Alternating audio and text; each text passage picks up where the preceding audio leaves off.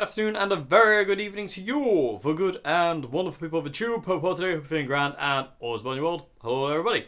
Welcome to A&Q Wednesday, everybody. Let's get to question one. Before we get to question one, people tube, if you want to submit a question for A&Q Wednesday, please go to the description box below. There's an email link. Email me there. I'll get to your questions. Okay, so anyway, let's go to question one, shall we now? Yes, let's go. Over there. Yes, I know. I know where they are. Anyway, hi. So, question one today is, how do you approach learning chords? Do you learn the intervals of a chord and what scales notes are compatible with them? No. Simply, I just learn chords. It was a simple fact of, what's a D minor? That's a D minor, that's a D minor. And then the other stuff came later. I never to this day sit down and analyse the theoretical side of music, really, especially not kind of intervals, not that kind of thing. I'm not attracted to that in any way, shape, or form. It's cool if you're into that kind of thing, but I'm really not. I'm not interested in kind of like, understanding the ins and outs of kind of like, intervals and this, that, and the other, and you can do this and you can do that. I'd much rather just kind of like play, if that makes any sense. But no, when I learn chords, it's just a case of like, what's this chord? Oh, I want to learn a D minor. There's a D minor, or C major, G major, minor 7, minor 9. I just learn the chord, and then invariably I'll kind of go, well, it's in D minor, so the D minor pentatonic must work over it, and that's about as literally as much as thought process that goes into it. But it's not a great deal, I just learn chords and learn what I want to learn. And again, I don't really care about more necessarily kind of what's in the chord, like what intervals are in the chord. I care that it sounds right to what I want to do with it, or what I want to dictate with the chord, or what music wants to dictate with the chord, should I say. It doesn't really come down to kind of like going, oh, what are the intervals for this chord? I don't really care about them. Invariably, if I can hear a chord, I can invariably hear a note that I might want to put over it or sing over the top of it, and I can hear it instead of actually kind of like having to figure it out. It's one of those things that I know where I want to go, and I don't want to be kind of like persuaded by theoretical music over something that I hear and feel. Just because it doesn't necessarily correspond to theoretical knowledge. Like, oh, you can't do that because that's technically not right. But if I can hear it and I can feel it, then I want to be able to do that. I don't want to be bogged down by the kind of like, oh, you can't do that because of, and there's a lot of that in the theoretical side that I used to get really wind me up of, oh, you can't do that. Well, why not? Well, you just can't. You just can't do that. Well, I can. It's like in songwriting as well. I used to get really bogged down with people saying like, oh, you need a verse, chorus, verse, chorus, verse, chorus. It's like, why? If I just want to write a song that's just got verses and no chorus, why is that wrong? Why can I not have a song without a chorus? Or why can I have a song that doesn't have a middle 8 or a pre-chorus or a build-up or this and the other? Why can't I just have this or this and the other, And it's just one of the things like, there are no rules when it comes down to anything like this. You do what you want to do. You do what feels right more than anything. You feel what, you do what kind of goes, well, I want to do this, and if it feels right, sounds right, then it is right. And I don't want to be swayed by kind of like certain things of analysing music and going, well, I can't do that because of this. It's like, well, yeah, I can, and that, so I just learn things the way I learn them. I don't really think of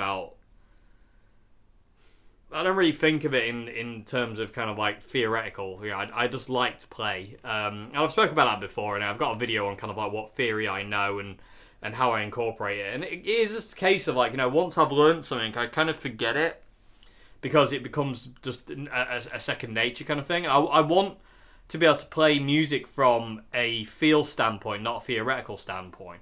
I don't want to be that person who knows everything about the guitar. I mean, I get corrected every day on certain things that I've taught, certain things I say. People say, oh, that's not actually this, it's this, that, and the other. And it's like, well, fair enough, but to me, it's not. Everyone... And the thing is, I'm self-taught, so I had to figure these things out myself. So I know what it is to me, if that makes any sense. And you know, just because somebody says it's not right doesn't necessarily make it so. You know, it's one of those things. But again, you know, for what that's worth, that's what I feel and what I think. You know, it doesn't really mean anything about anybody but me. But when I'm learning chords, I just learn chords. So you also asked, what are your favourite chords? Simple chords. You know, I don't mind kind of like say like the minor 9 chords, and like the Hendrix chord, you know, the sharp 9 chord. But invariably, I just like simple minor chords, like and major chords. You know, open chords, cowboy chords. You can say so much with simple chords, and you can like complex chords. I think, like, you know, complex chords are really cool. I mean, there's a chord in "I Could Die for You" by the Chili Peppers, which is a B add 11, which is really cool. You know, it's a great chord. And then you got all those other add chords in "I Could Die for You" as well.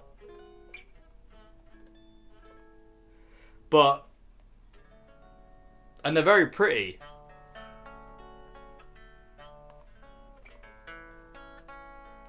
But there's something about simple chords that just kind of they get me.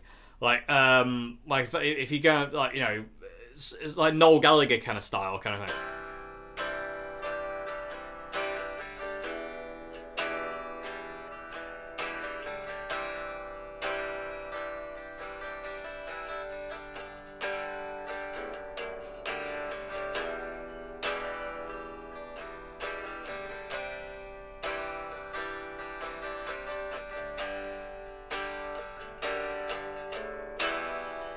You know, that kind of thing, or that Jimi Hendrix kind of John Frusciante.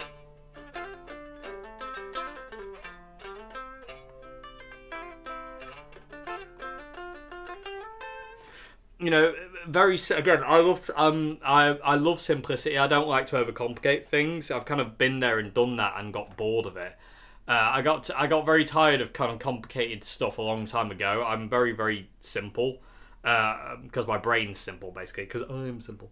But I like that more than I do kind of like going, right, well, I've got an E minor here, so instead of playing an E minor, I can play this minor 9 with an added 9th to it, and, you know, or I could do an add 9 chord instead of just a normal chord. When music wants me to do that stuff, it will tell me it wants me to do that stuff. But invariably, most of the time, it's about simplicity, you know, and more about a melody and feel than it is kind of like, you know, complex chord voicings or anything like that. You know, music wants them when it wants them, and, you know, I will happily do it when it wants it. But most of the time, it's just that kind of idea of just kind of.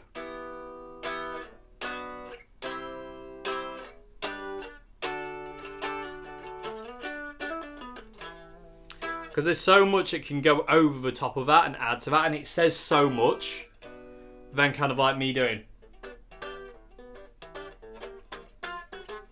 You know, and adding all these weird chords. I mean, if that's what you want to do, that's cool, but that's not where I am right now.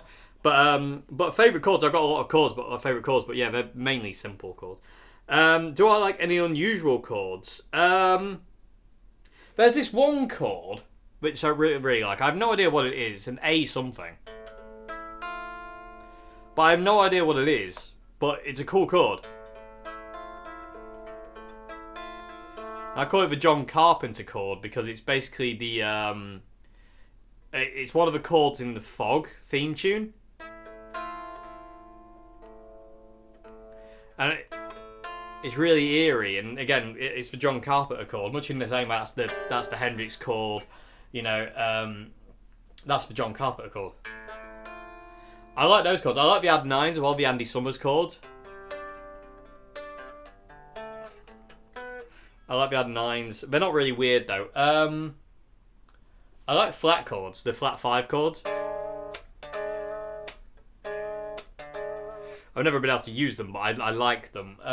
Weird kind of chords. But I don't really like any kind of like particularly crazy weird chords or anything like that. This one's really nice. Because it can kind of move the bass about, but keep the kind of like it's like a B5 chord, so it's like a power chord with this open G and B, but you can play like your open E, and then you can go move to a G.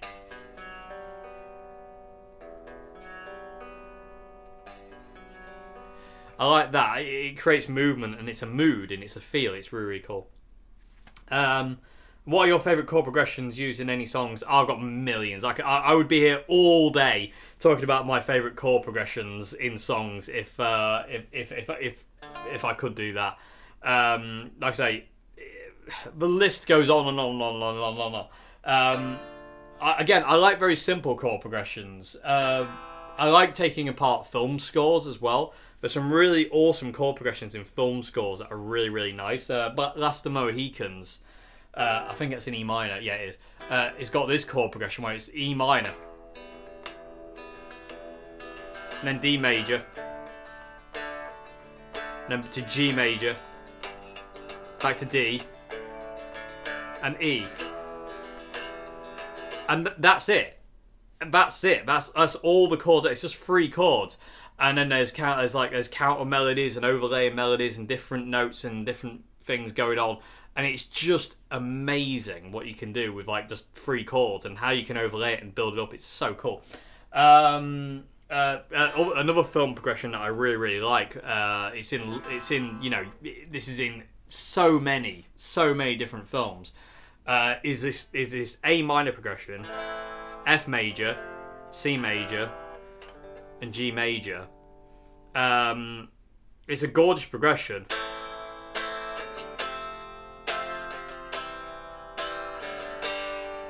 Because it's sad but really uplifting. But depending on where it needs to go, it can kind of like it can suit. But it's such an emotive chord progression. There's so much you can add to it. It's gorgeous, especially if you have like an open E on the first time around. So you play this like the A minor with the open E chord, open E string. Then you play the F major with the open E, C with the open E, G with the open E, and then next time you play it with the F note in on the high. On the F. Sorry. So A's got the open E, and then you go to the back, yeah, like that. I don't know, but literally I could talk about that for hours and hours and days and years and months and drive you all mental if I'm not careful. So as I say, I've got tons of favourite chord progressions. Some of my favourite chord progressions are in songs that you wouldn't necessarily expect as well. One of my favourite chord progressions of all time is Bryan Adams' Everything I Do It For You, because there's so much in that. It's dead simple. It's a very simple song in its chords and the way it moves, but the chord progression is incredible.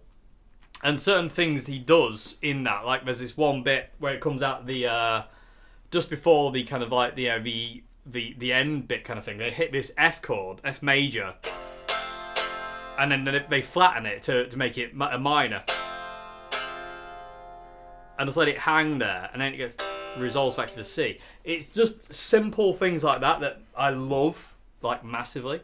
Absolutely amazing. Anyway, I'll be right back, people of Tube. I'll skip to question 2. Anyway, I could talk about that for ages and ages and a day and a year and millions of days. But I'm back in a sec for question 2.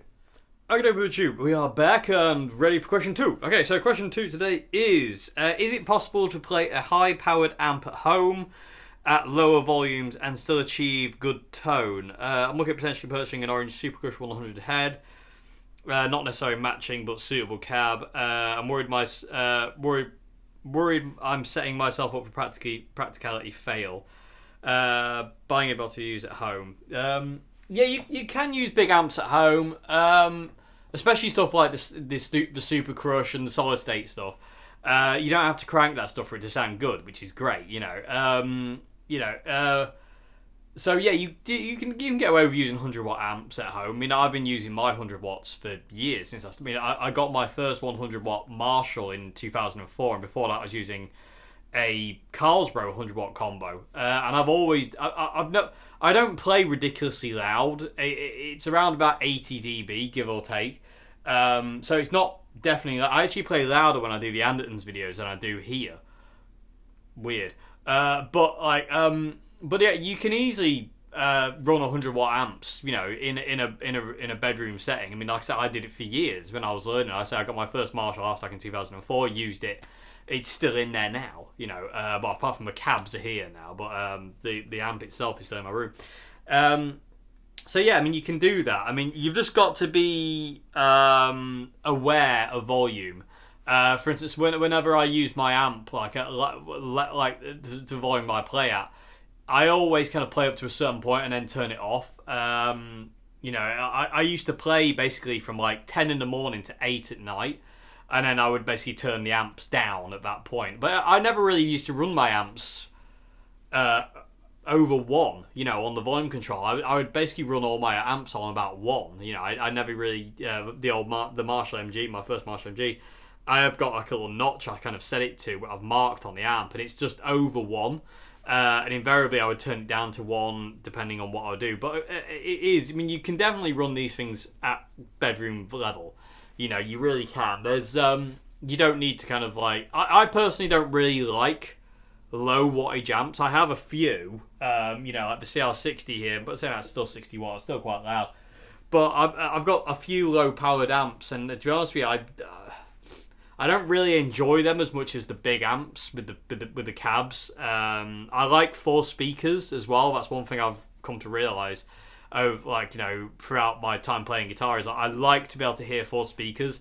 The only combo I have in my possession that I'm happy to take out gigging that doesn't have 4 speakers is the Katanas, because it feels as big as a 412 for some reason. I don't know how they do that, but they do. But other than that, like I say, I like having 4 speakers, whether it be 12-inch or 10-inch speakers. The Fender Super Reverb has seen to the 10-inch kind of need.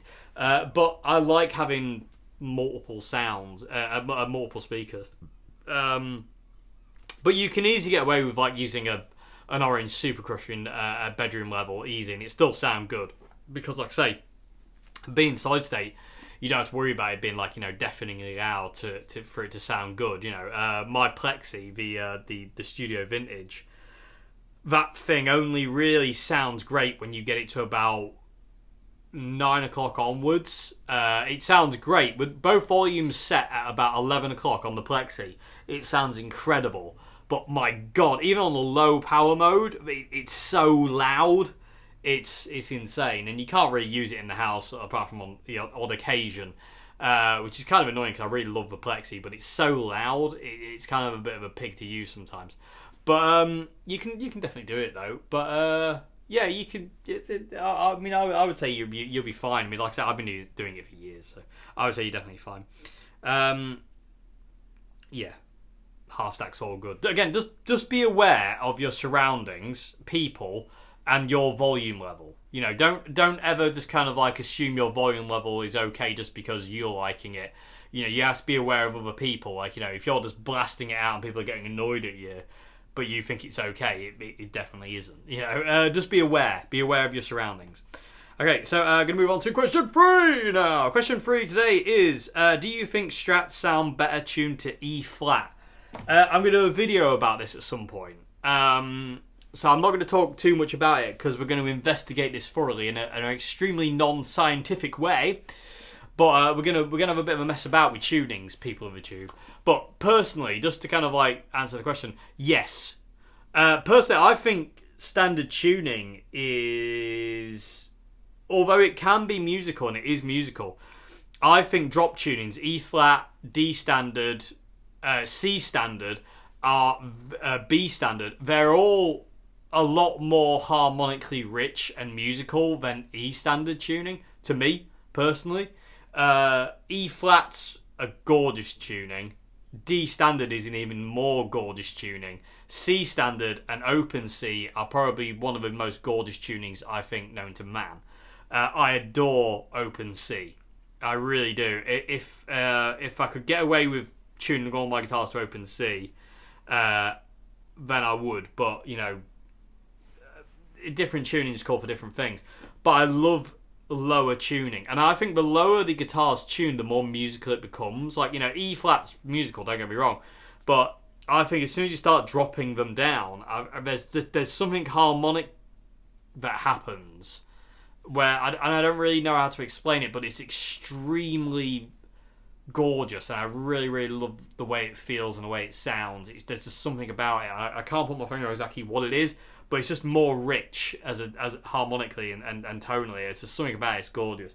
But like I said, I'm not going to talk too much about that Appeal Tube because, like I said, I'm going to leave that for the actual video where we actually go into investigating that. That's an idea I've got. I don't know when I've got that scheduled in, but that is going to be a video at some point. So, I'm going to leave it there for the time being. We're going to move on to final question of the day. Question 4 now! I know you did a 3. Did you see that? Did a Rick Mail. 4. Question 4. Okay, so anyway. Final question of the day, People Tube, is... There is a live pro shot video of the Red Hot Chili Peppers doing Higher Ground from 1990, where John's pedals look to be in the wrong order. What do you think of this? Yeah, I know what you mean. I watched the video. You sent a link, so thank you very much for sending the link. Sometimes people send things and they don't send links, and I've got no idea what it is. But yeah, that period of time, John... The order of his pedals is kind of... It looks weird on the floor, but that's only because of where they're positioned on the floor. Where they're positioned on the floor is not the signal chain. So, in that version, you've got like... John's got like a couple of... He's got like his distortions and his fuzz, and I think a delay pedal on the left side, and then the chorus ensemble is on the right, as he's looking down at it. So, if you're looking at it from from an audience perspective... from your perspective, people of the tube, it looks like how can I do this? So yeah, chorus, wah, distortions, delays, whatever he had at the point in time. I can't really see what other pedals he had at that time. There's a few on the floor though, but they're on the floor. They're not even on a board. It's great. They're just taped to the stage. But yeah, his order during that period of time still starts with the CE1. Although the CE1 looks like it's at the end of the chain, so it looks like it goes from like his amp into like I don't know what the pedals were. It's open to debate, but it goes from his amp to his delay. I'm pretty sure there's a delay in there. DS2, wah, and then the CE1, and then to his guitar. It looks like it's like that, but it's not. It still comes from his amp to the CE1. Then it goes to the delay, as far as I know. I know he had a delay at that point in time, and it's like a black pedal. Then it goes to the DS2, then it goes to the wah, and then it goes to his guitar. John wasn't running the DS2 and the Ibanez wah flipped at this point in time. He's still running it in what you could say, I don't know, traditional kind of way, in the fact of it's distortion, wah, guitar, not wah distortion guitar, like he did when he came back in 98 to the Chili Peppers. He's still running it kind of very kind of as people did. So I understand where you're coming from there, but yeah, the pedal order isn't different. It's just the way he obviously preferred the pedals to be on the stage. He didn't like the idea of the chorus pedal being over there and the wah pedal being over here or whatever. He liked the chorus pedal next to the wah pedal and whatever. It's just the way it was at the time. But it's not a strange signal chain. It's just strange in the way where they're positioned on the stage floor. John did that quite a lot around that period of time, actually, where the chorus is kind of on that side. There are a few gigs. I'm pretty sure the Pink Pop gig where John's playing, I'm pretty sure he's got the C1, then there's like another pedal, and then a chorus, distortion, wah, and then to his guitar. But invariably, it's that way around that you see in that Higher Ground video. It's a strange setup, but again, it's how he preferred it, obviously, at the period in time, and it's obviously what worked for him. It's just one of those things. But I understand what you mean. I know where you're coming from, because I remember the first time I saw some of that footage from that era and noticed the pedals in that strange way. I was like, what's going on there? That's really strange looking. It doesn't make any sense, kind of thing. It looked really odd. But the more I kind of looked into it and looked into pictures of it, you can actually see the wiring. So the amp's still going to the C1 first, and it splits to stereo. Pretty sure John's always ran in stereo. It's a great thing to do. It's a really, really nice thing to do. Also in that footage, John's using JSM 800 half stacks, which is very cool. John flip-flopped amps quite a lot when he first joined. I mean, when he first joined, he had the carving amp, and he also had a Randall as well for a not very great deal of time. And then you see him with like a Marshall Master Volume head, and then he went to a Mesa Boogies. Then he came back to the Marshalls, which were kind of like the Master Volume or the 4-hole Mark II plexes, which technically aren't plexes, but they kind of are, but they're kind of like the Mark IIs, because the plexes are anywhere kind of like with a plexiglass panel, and then you get the brushed aluminium, the gold panel, or is it steel? I don't know. And then you get the Mark II plexes, which are a bright, shriller, more gainy amp. And then you got the Master Volume head, which is a really cool amp. The Master Volume Marshall head is a really, really awesome amp. I'd love one of those, but I'm not gonna actively seek one out, just because I know I can't afford it. But then like during like the later era of touring Mother's Milk, he goes to JCM 800. And then obviously for tour, the brief period they toured Blood Sugar Sex Magik, he's using the JCM 800s, and obviously when he came back, it's the Jubilee and the Major. The JCM 800s didn't last a great deal of time, although I do believe he used it on Blood Sugar Sex Magik.